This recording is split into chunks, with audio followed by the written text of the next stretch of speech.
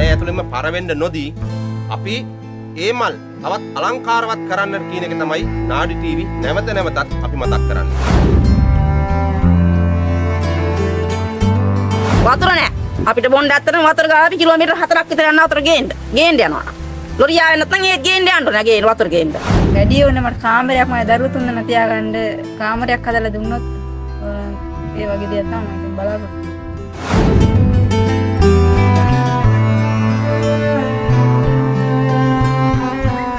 සාපයක් දීලා යන්නේ. මුළු ගාමටම සාප. යන්නේ වෙල පැහැෙනකොට එකයි වැව පිරෙනකොට එකයි. ඒ කියන්නේ මමට කතා කරන්න පුළුවන් වුණොත් තව වෙලාවකදී දරුවෙකුට කතා කරන්න බෑ.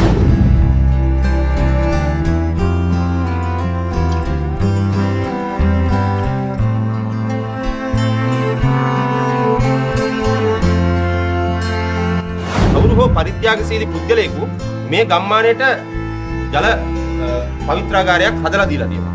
හැබැයි මේ ජනතාවගේම අවාසනාවටද මන් දන්නේ අද වන විට මෝටරේ පිච්චිලා. ඒ වගේම තමයි මේ ජල පිරිපහදු යන්ත්‍රය අක්‍රිය වෙලා. වතුර බොන්න නෑ, නාන්න නෑ, වැව හිඳුනන් පස්සේ නාන්න නෑ. එතකොට ඔයා අපේ ටැංකියට ඔයා හරියට ගිහින් නා ගන්න පොඩ්ඩක්.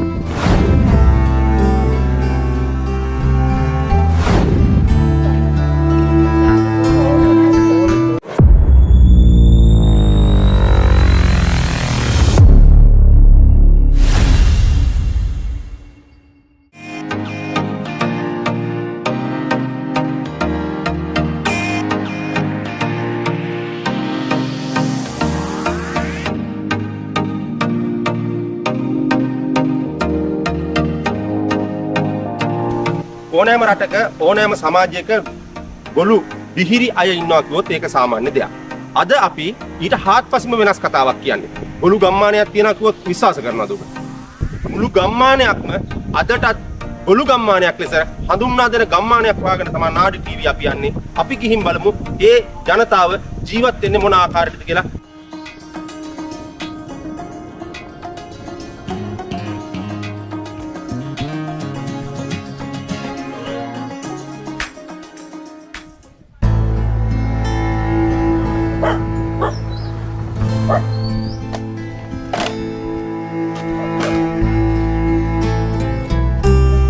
ගම්මානයේ පවුල් 15කට ආසන්න ප්‍රමාණයක් මේ වන විට මේ කතා කරන්නට බැරි ප්‍රජාවක් ජීවත් වෙන ගම්මානයක් කියන එක අපි මුලින්ම මේ බලන ඔයාලට අපි කිව්වා. අපිට කියන්නකෝ උදේනි මහත්මිය මේ ගම මොකද්ද සහ මේ ගමේ කී දෙනෙක් විතර ඉන්නවද මෙන්න මේ ආකාරයට මේ කතා කරන්නට බැරුව? පවුල් 15ක්. පවුල් 15ක් ඉන්නවා කියන හරි දුෂ්කරයි යාට. කිසිම දෙයක් කොයිතරම් කරන්න අපහසුයි. මේ ගෙදරක් තියෙන කතා කරන බැරි පවුලක්. අර ගෙදරක් තියෙන එහා පැත්තේ ගෙදරක් තියෙන ඔක්කොම එකම පවුල. සාමාන්‍යයෙන් කොයි කාලයක් තිස්සේද මෙහෙම ගමක් වශයෙන් මේක කැඩිලා තියෙන්නේ? සර් මාට දැන් අවුරුදු 49ක් වෙනා. ඒ 49 ඒ මගේ වයසත් එක්ක මේ පවුල ඉන්න බව මම දන්නවා. මේ පරම්පරාව ඉන්න බව මම දන්නවා මේ ගොළු පරම්පරාව. එතකොට දැන් මේ අය දැන් නූතන කියන්නේ දැන් මේ අය දැන් තරුණ මේ මව්වරුනේ. දැන් මේ තරුණ මව්වරුන්ට සහ ඒ පියවරුන්ට ඉපදෙන දරුවන්ටත් ඒ සිතීමයි. ඒ සිතීමයි. පෙරකට කතා කරන සාමාන්‍ය පුළුවන්. අනික දෙමව්පිය දෙන්නා ගොළු හින්දා ඒ ළමයිනුත් ගොළු වෙන්න ඉඩ තියෙනවා. කතා කරන්න බෑනේ. දෙමව්පිය දෙන්නා කතා කරන්න බැරි හින්දා අතින් පයින් හින්දා ඒ ළමයි ඒ උපදින ළමයාත් ගොළු වෙනවා. ඒ විදිහට තමයි පරම්පරාවෙන්. එතකොට දැන් මේක මේ කවුරුත් දැන් ඔයාලා මේ අතීතේවත් මේ වෛද්‍යවරයෙක් ගාවට ගිහිල්ලා එහෙම නැත්නම් වෛද්‍ය මධ්‍යස්ථානයකට ගිහිල්ලා ඒ උපදෙස් අරන් නැද්ද මෙන්න මේකෙන් අපි කොහොමද මේ මෙතන මිදෙන්නේ කොහොමද කියන එක හොයලා නැද්ද? උපදෙස් අරගන්න සාමාන්‍ය එහෙම කතා කරන්න පුළුවන් තාත්තෙක් කවුරුත් නැහැ නේ සර්. ඉතින් අර ඉපදෙනකොටම මාස 5ක් යනකොට අර අප්පුඩි ගහලා කන් ඇහෙනවද බලන්න සාමාන්‍ය එහෙම කරගන්න. ඉතින් මෙහාට ඉතින් අය දොස්තරලටත් ඉතින් කියන්න දෙයක් නැහැ. එතකොට දැන් මේ වෙනකොට පොඩි දරුවෝ කී දෙනෙක් වගේ ඉන්නවද මේ වගේ කතා කරන්න බැරි මේ පවුල් වල? කතා කරන්න බෑ. එතකොට ඒක අධ්‍යාපනය ලබන කියන්නේ ඔය විශේෂිත අධ්‍යාපන ක්‍රමවේදයකට ඉගෙන ගන්නවද නැත්නම් සාමාන්‍ය? අර ගෙදර ළමයා ගියාම කෙනෙක් දාලා. ඒ කියන්නේ අර විශේෂ අවශ්‍යතාවය තියෙන අධ්‍යාපන මධ්‍යස්ථාන වලින් තමයි ඒගොල්ලෝ ඉගෙන ගන්නේ. මේ ගමේ අයට කවුරු හරි කෙනෙක් උදව් කරන්න එනවා නම් හරිද? කවුරු හරි කෙනෙක් අතහිත දෙන්න එනවා නම් මොන වගේ දෙයක්ද ඔයාලා ඉල්ලන්නේ? මොනවද සාමාන්‍ය ප්‍රධාන වශයෙන් අවශ්‍යතාවයන් තියෙන මොනවද? ප්‍රධාන වශයෙන් කියන්නේ මෙයාලට ඉන්න මොසක්. හදලා නිවාස හැම හදලා දෙන්න ඕන. නිවාස. ඔව් මෙයා සාමාන්‍ය සුවඳ රැකියාව වගේ තියෙනවා නම් එයාලා කරගනි. වතුර බොන්න නෑ, නාන්න නෑ, වැව හිඳුනන් පස්සේ නාන්න නෑ. එතකොට ඔයා අපේ ටැංකියට ඔයා හරි ගිහින් නා ගන්න පොඩ්ඩක්. එතකොට මේ බොණ්ඩ වතුර සපයා ගන්න කොහමද? වතුර සපයක් කිලෝමීටර් 2-3ක් යන්න වතුර ගේන්න. අපි මේ වැල්ලෑවට යන්න මෙයාට බොන්න වතුර ගේන්න. ඒ වගේම බීමට ජලය නොමැතිකම, හරියමං ගමනාගමනයට මාර්ග නොමැතිකම, ඊළඟට වනාලින් නිරන්තරයෙන් ගම්වැදීම කියන මේ කාරණා ගණනාවක් ඔස්සේම මේ අය පීඩාවට පත් වෙලා ඉන්නේ. ඒ වගේම තමයි මේ ගම්මානවල ජීවත් වෙන බොහොම දෙනෙකුට කතා කිරීමට නොහැකියාව සහ කන් ඇහෙන්නේ නැතිකම මෙන්න මේ කාරණාත් එක්කම මේ අයට යම්කිසි කුලී රැකියාවකටවත් යන්න තියෙන අවස්ථාවම අවම වෙලා. කෙසේ හෝ වේවා නැවත නැවත අපි මතක් කරන්නේ මේ අපේ රටේම තවත් පිරිසක් වුණාට ඒ පිරිස අප අතාරිනවද නැද්ද කියන එක තීරණය කරන්න ඕනේ මේ බලන ඔබ.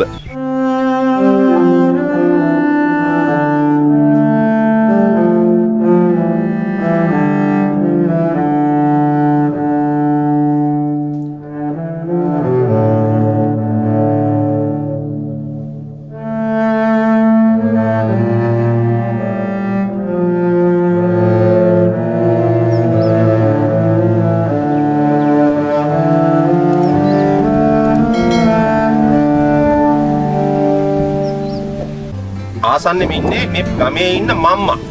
ඒ කියන්නේ මේ ගමේම සෑම පොදු කටයුත්තකටම මෙතුමිය නැතුව බෑ. ඔබතුමිය කවුද? මම ඉන්ද්‍රාණි. ඉන්ද්‍රාණි. අපිට කියන්නවද මේ ගම ගැන මොකද්ද කියන්න තියෙන්නේ? කොහොමද මේ ගමේ කට්ටිය ජීවත් වෙන්නේ? ඒ වගේම මේ ගම මොන වගේ තත්ත්වයකද තියෙන්නේ මට පොඩ්ඩක් කියන්න. ඇත්තටම ගම ගැන කිව්වොත් නම් හරිම අසරණ ගම. දුප්පත්. වැඩිපුර ඉන්නේ ආබාධිතයෝ. පවුල් 18ක් 20කට කිට්ටු ඉන්නවා. පවුල්. ඔක්කොම දුප්පත් කට්ටිය ඉන්නේ. ඒගොල්ලෝ කොහොමද ජීවත් වෙන්නේ මොනවද කරන්නේ? ජීවත් වෙන්නේ කොටසක් ඉතින් හරක් තියාගෙන හරක් රකින්නවා. අනිත් අය ඉතින් කුලී වැඩ තමයි. ඔය දෙක තමයි තියෙන්නේ ගොවිතැන. එතකොට කොච්චර කාලයක් තිස්සේද මේ අයට මේ කතන සහ මේ ශ්‍රවණ දෝෂ මේ ආබාධිත මේ පසු වෙනවද? මේක මීට මාස වසර 50කට විතර පරම්පරාවෙන් නිකන් ජනප්‍රවාදී වෙනවනේ කතාවක්. ඕ ඒක මෙහෙමයි අපේ අම්මලා කියන දෙයක් මං අහගන්න තියෙන්නේ. ඉස්සර හිටියලු මේ අපේ ගමේ මෙතන තියෙන අස්සද්දුම කියලා කොටසක්. එතන හිටියලු දෙමළ ජෝඩුවක්. දෙමළ ජෝඩුවක් ඉන්නකොට ඒ කට්ටිය ඉතින් අර පැල්පතක් වගේ හදාගෙන තමයි ඉඳලා තියෙන්නේ. ඒකේ අර අයිතිකාරයෝ ඇවිල්ලා මෙයාලට යන්න කියලා තියෙනවා. ඊට පස්සේ ඉතින් එයාලා යන්න කැමති වෙලා නැහැ එකපාරම. මට හැන්දෑවේ උයාගෙන කන වෙලාවට ඉතින් ආයෙත් යන්න කියලා. ඒක නිතර ඉතින් කියලා ආයෙ දවසක් උයාගෙන කන වෙලාවේ යන්න කියලා. එතකොට අර බත් හැලි ඉදිමිලු තිබ්බ කියලා. පස්සේ අර ජෝඩුව මේ සාප කරලා තියෙනවා. අර ඉදිච්ච බත් හැලිය දාගෙන කඩ ගහකට රෙදි කෑල්ලකට වගේ දාගෙන පොදිය ගහගෙන කිව්වලු මේ අපි යනවා අද මිහින්. හැබැයි සාපයක් දීලා යන්නේ. ඔව් මුළු ගාමටම සාප. යන්නේ වෙල පැහැනකොට එකයි වැව පිරනකොට එකයි. ඒ කියන්නේ ඒ මොකක් හරි එයාලා කියපු වචනයක් තමයි. එතකොට දැන් වැව පිරනකොට එකකුයි වෙල පැහැෙනකොට එකකුයි දැන් ඔයාලට වෙනවද එහෙම මොනව හරි දෙයක්? දැන් නෑ ඒව අරුණා අර දේවාලේ හදුවට පස්සේ. ඉස්සර මොකක්ද වෙලා තිබිලා තියෙන්නේ? ඉස්සර ඒ දේවාලේ අතීතය හරියටම දන්නේ නෑ. ඒ දේවාලේ කරන කාලේ මේ වැවට දුන්නලු මොනවද පිදේනි කියලා කියන්නේ. පිදේනි දුන්නලු ඔය වැව පිරනකොට. වෙල පැහැෙනකොටම කිරි තුන්නලු වැවේ.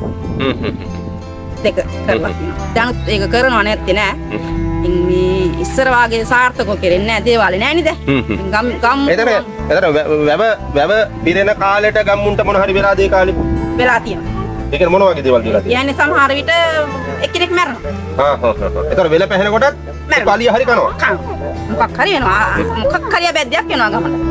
දැන් ඒක දැනටත් ගමේ ඉන්න කට්ටිය ගොඩක් ඉන්නේ පරම්පරාවේ කට්ටිය නෙමෙයි. ඔය අතීත කතාව තමයි අපේ අපිට දැනගන්න ලැබුණේ මේ මහත්මියකින් ওই අතීත කතාව. අදටත් මොනවා හරි දෙයක් වෙල පැහැෙනකොට එකක් වැව පිරෙනකොට තව එකක්. ඒ ආකාරයට අදටත් වෙනවා කියන එක තමයි මොවුන් කියන්නේ.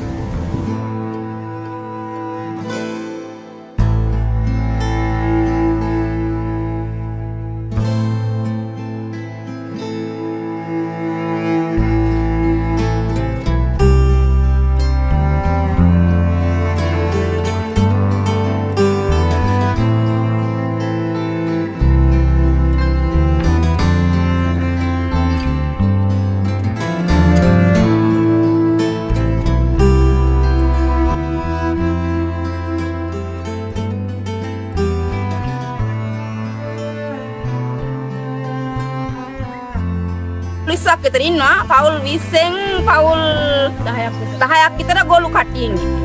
ගොළු කට්ටිය ඉන්නේ. යාලට කන් ඇහෙන්නෙත් නෑ, කතා කරන්නත් බෑ. රස්සාවක් කියලා කාටවත් ස්ථිර රස්සාවක් නෑ. ඔක්කොම කුලී වැඩ කරනවා. එක්කෝ ඔය වැවකට බහලා මලක් කඩාගෙන මල විකුණනවා. එක්කෝ මාළුවෙක් අල්ලා ගන්නවා. එහෙම තමයි ජීවත් වීම. ස්ථිර රැකියාවක් නෑ. ගොවිතැන් කරගන්නත් ඉතින් යාලට හැකියාවක් නෑ. ඒවට වතුර පහසුවක් නෑ නිති. වැවෙන් තමයි වතුර බොන්නේ හුඟක් කට්ටිය ඉස්සර. බිව්වේ. දැන් නම් ඉතින් අර ෆිල්ටර් වතුර එන්න හින්දා ඒකෙන් මේ ලීටරේ රුපියල් 5 ගානේ දීලා අරගෙන බොනවා. වතුර ටික. වතුර නෑ. අපිට බොන්න ඇත්තටම වතුර ගාවි කිලෝමීටර් 4ක් විතර යනවා වතුර ගේන්න යනවා. ලොරි ආවේ නැත්නම් ඒ ගේන්න යන්න නෑ ගේන්න වතුර ගේන්න. එහෙම ප්‍රශ්න තියෙනවා ඉතින්. ඒක ගෙවල් දොරවල් එහෙම තියෙනවද කොහමද? ගෙවල් දොරවල් ඉතින් ඔය පේන විදිය තමයි ඉතින්. බාගට හදාගත්තු ඒවා එහෙම තමයි තියෙන්නේ. සම්පූර්ණ කරපු එක ගියාක්වත් නෑ. ගහෙන් පල නෑ. උතන මේ සුසුම්නාවට බැලුවක් පත් වෙලා තියෙන්නේ. එයා ආබාධයි දැන් අවුරුදු 6යි. ඉනෙන් පල්ලෙහාට පල නෑ. මේ සැරට මේ තුවාල දෙකක් තියෙනවා. අපි තමයි යාට වෙදකම් කරන්නේ. මල් ළඟ ඉන්නේ පුතා. පුතාට බබාලා 3 දෙනෙක් ඉන්නා. බිරිඳයි. ඒ බිරිඳගෙන් අයින් වෙලා ඉන්නේ මගේ පුතා. දැන් මායි පුතයි තමයි මෙතන ඉඳිමින් ඉන්නේ. මෙයාලා දන්නවා. එයාට ඉතින් කිසිම දෙයක් කරගන්න බෑ. දැන් අවුරුදු 40යි. දැන් මේ ගමට කියන්නේ තිරිමිටිගම කියලා. දැන් ඉතින් හුඟක් ඉතින් අසරණ පවුල් තමයි මේ පැත්තේ ඉන්නේ. ආබාධ කට්ටියයි, කන් ඇහැන්නලි කට්ටියයි, ගොළු කට්ටියයි. ඉතින් දැන් සේදක්වත් පේනවනේ මේ ගෙවල් කියන දත්තේ. ඉතින් කුලී වැඩ කරලා මේ නංගි කෙනා කුලී වැඩ කරලා මාළු අල්ලලා ඉතින් තමයි කටේ ජීවත් වෙන්නේ. ඒතර අලි වනාලි ගැටලුව කොහමද? අලි ගැටලුවක් තියෙනවා. හැමදාම තියෙනවා. අලි ගැටලුව හැමදාම තියෙනවා. දැන් සේරලට පේන පතා මේ වටේ බලනකොට අලි ඉන්නවා කියලා. අතන ඉතින් අලි කියන්නේ රෑ වෙනකොට 6 7 තියෙන තේක වත්ත කියලා වත්ත. තේක තියෙනවා ඉතින්. ඒ වත්තේ තමයි තවල්ට අලි ඉන්නේ. රෑ වෙනකොට වෙලා ගම් වලට පයි. ගම් වලට පයි. අසරණ තත්ත්වෙන් තමයි ඉතින් සේර ජීවත් වෙන්නේ ඉතින්. හරියට වතුර ටිකක් නැහැ. මෙතන වැවක් තියෙන ඒ වැවේ වහිනකොට විතරයි වතුර ටික ඒක හිඳනවා. ඉතින් කුඹුරු වැඩ කරනකොට ඒක ඉවර වෙනවා. ඉතින් කිලෝමීටර් 2-3ක් යන්න ඕන අපි වතුර ගේන්න. අපිට ඉතින් හැමදාම සේර සල්ලි වලට ගන්නත් ඉතින් සල්ලි හොයා ගන්නත් එපා ඉතින්. ඇත්තම කියනවා මගේ පුතා ඉතින් මට දාලා කිසිම තැනකට යන්න බෑ. එයාගේ හැම දෙයක්ම කරන්න ඕනේ මම.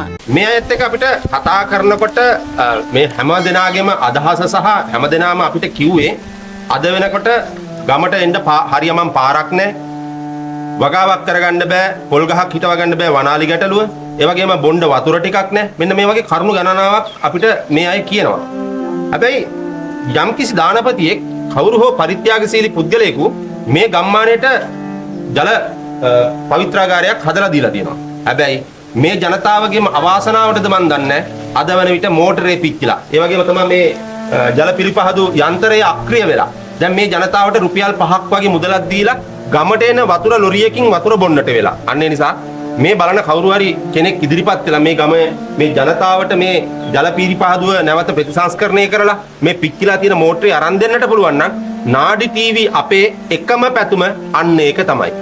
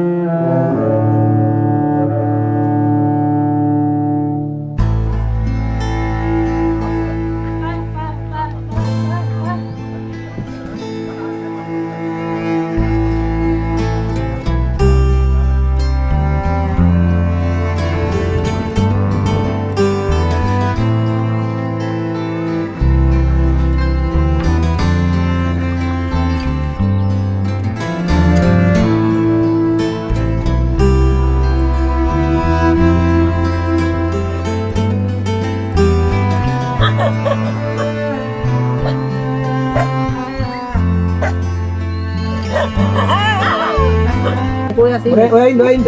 ඔයත් ඉන්න. අට යන්න. ඔයත් ඉන්නලු. එයා ඉගෙන ගන්න රත්මලාන ඉස්කෝලේලු. අය වසරේ තමයි දුර්මල කරකට. ඔව්. රත්මලානේ පාසලක විශේෂ අවශ්‍යතා තියෙන ළමයි ඉගෙන ගන්න පාසලක තමයි මේ දැරිවිය ඉගෙන ගන්න. මෙතන තියෙන විශේෂත්වය තමයි මේ දැරිවිය Tamanට කතා කරන්න බැරි වුණත් විශේෂ අවශ්‍යතා තියෙන දරුවන් සමග අධ්‍යාපනය ලබන මේ දැරිය ශිෂ්‍යත්වයට පාස් වෙලා ශිෂ්‍යත්වයේ පවා පාස් වෙලා ඉන්නේ. ඉතින් ඒ වගේ ලස්සන මල් මේ කැලෑ ඇතුලේ පිපෙනවා. මේ පිපෙන මල් වලට කැලේ ඇතුළෙන්ම පරවෙන්න නොදී අපි ඒ මල් තවත් අලංකාරවත් කරන්න කියන එක තමයි නාඩි ටීවී නැවත නැවතත් අපි මතක් කරන්නේ.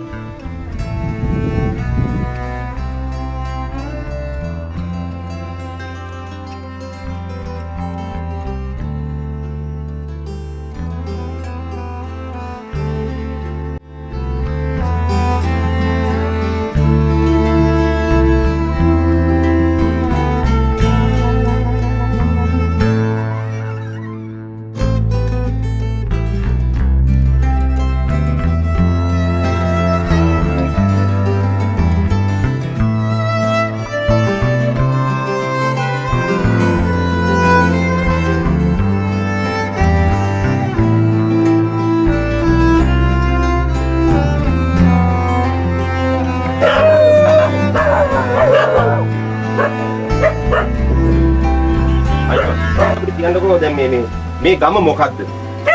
ගිබි ගමන. හා. ගිබි ගමනේ පොල්වත් ගෙදර. පොල්වත් එක. ඔයාලගේ කවුරු ඉන්නේ මේ ගෙදර? පවුලේ ඉන්න කතා කරන්නේ මේ අපේ පවුලේ ඉන්නේ. මෙයා කතා කරන්නේ. මේ මහත්තයා. ඔව් අපේ මහත්තයා. මේ? එයාගේ යාළුවෝ ඉන්නේ. යාළුවෝ. හා හා හා. තාම එක්කේ ඉස්කෝලේ. ඉස්කෝලේ ගිහලා. ඉස්කෝලේ නේ. දරුවෝ කී දෙනෙක් ඉන්නවද? අපි හතර උතරේ ඉන්නේ. පවුලේ 4 දෙනෙක්. එතකොට ඔයාලා ජීවත් වෙන්න මොනවද කරන්නේ? අපි දැන් මේ අඩට යනවානේ දැන්. ඒක පුලි. ඔව්. දැන් සාමාන්‍ය ඔයාලට දැන් ජීවත් වෙන්න දැන් මේ රටේ කාලේ කාටත් අමාරුයිනේ. සාමාන්‍ය දවසකට ඔයාලට කීයක් විතර වගේ වියදමක් යනවද? නම්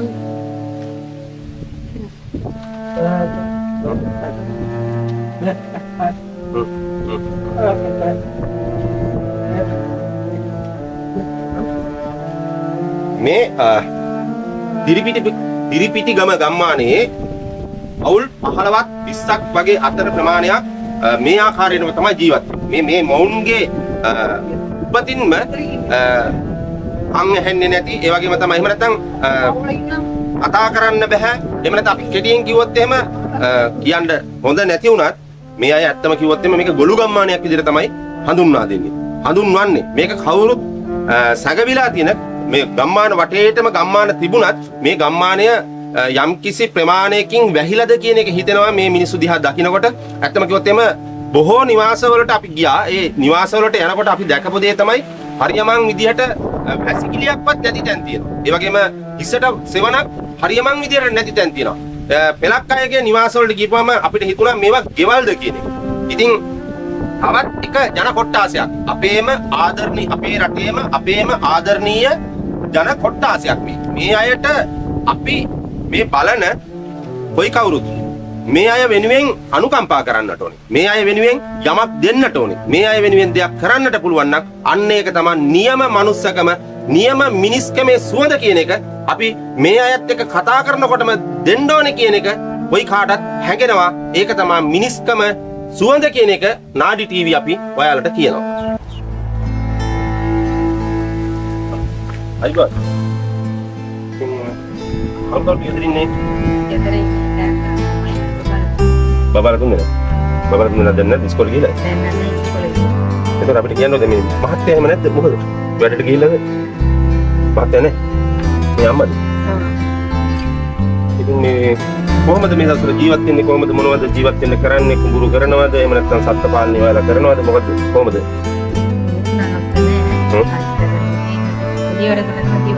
කුලී වැඩ කරනවා. ඒකද මේ දවස්වල කොහොමද කුලියකට ගියම්පත් හැමදාම කුලී තියෙනවද?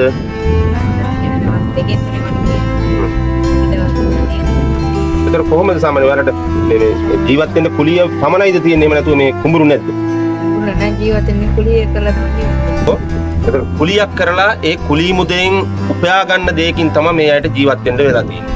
අපි මේ එක නිවසක් මේ වගේ නිවාස ගණනාවක් තියෙනවා. අපි මේ නිවසට ගිහිල්ලා බලමු මේ නිවසියන්ගේ නිවාස ඇතුලේ තියෙන මොනවද තියෙන සම්පත් සහ මේ අය මේ ඇතුලේ කොහොමද ජීවත් වෙන්නේ, මොනවද මේකේ මේ අයගේ මේ සැඟවුණු කතාව මොකක්ද කියන එක පොඩ්ඩක් අපි මේ නිවස ඇතුලට ගිහිල්ලා පොඩ්ඩක් බලමු.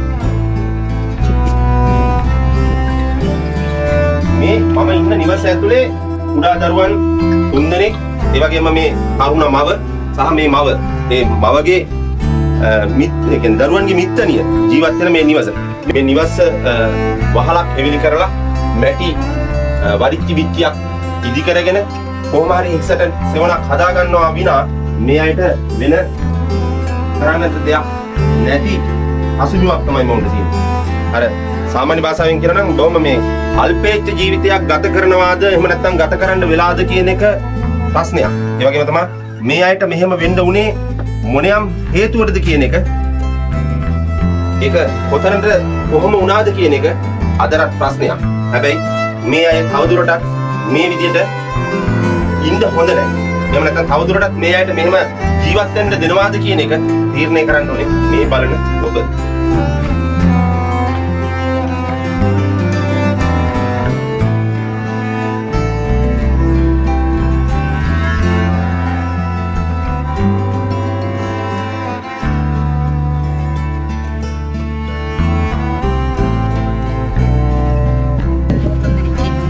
බබා වසරේ දෙවෙනි එක්කෙනා 3 වසරේ තුන්වෙනියා 2 වසරේ ඒගොල්ලෝ ඉස්කෝලේ යන්නේ මිමෙල්ල ඉස්කෝලේ පයින් තමයි යන්නේ කිලෝමීටර් එකමාරකට පයි යන්නේ කුලී වැඩ කළා තමයි අපි ජීවත් වෙන්නේ මේ තියෙන මගේ නිවස ඇත්තම කියනවා නම් මට කාමරයක් වැඩි වුණා මට කාමරයක් මම දරුවෝ තුන්දෙනා තියාගන්න කාමරයක් හදලා දුන්නොත් ඒ වගේ දෙයක් තමයි බලාපොරොත්තු මේ ගම පුරාම යනකොට ඔන්න වගේ අනුවේදිනී කතා තමයි අපිට අහෙන්න ලැබුණේ. නාඩි ටීවී අපි අද දවසේ මේ දිරප්පනේ ප්‍රදේශයේ මේ ගම්මානයට එනකොටත් බොහෝ දෙනෙක් දරුවන් පාසල් ගිහිලා තිබුණා. ඒ වගේම තමයි බොහෝ දෙනෙක් කුලී රැකියාවන් වලට ගිහිලා තිබුණා. ඒ වගේම තමයි තව පිරිසක් ඒ කියන්නේ සැලකිය යුතු ප්‍රමාණයක් ගම ඇතුලේ තමන්ගේ නිවාස වලටලා ඉන්නවා රැකියාවක්වත් හොයාගන්න බැරුව. විශේෂයෙන්ම මේ අය ගැන සඳහන් කරනවා නම් කිය යුතුම කාරණාව තමයි මේ බහුතරයක් මේකේ ජීවත් වෙන අයට කන් ඇහෙන්නේ නැති නිසා කතා කරන්න බැරිකමත් මේ කාරණාව මුල් කරගෙන මේ අයට බොහෝ වෙලාවට කුලී රැකියාවක්වත් නොලැබෙන තත්ත්වයක් තමයි මතුවලා තියෙන්නේ. ඒ වගේම තමයි වනාලින්ගෙන් නිරන්තරයෙන්ම බැටගන මොවුන් මෙන්න මේ මව පැවසූ ආකාරයේ කතාවම තමයි අපිට කිව්වේ. වැඩි මේ වීඩියෝ පටය ගොඩාක් දික් වෙන නිසා හැමදෙනාගේම කතා අපිට දාන්න බැරි වුණත් මෙන්න මේ කතාවට සමාන කතාවක් තමයි මේ අය කියන්නේ. අන්න ඒ නිසා මේ නාඩි ටීවී බලන ඔය සෑම දෙනාගෙන්ම අපි කරන ඉල්ලීම තමයි මේ ගමට එන්න.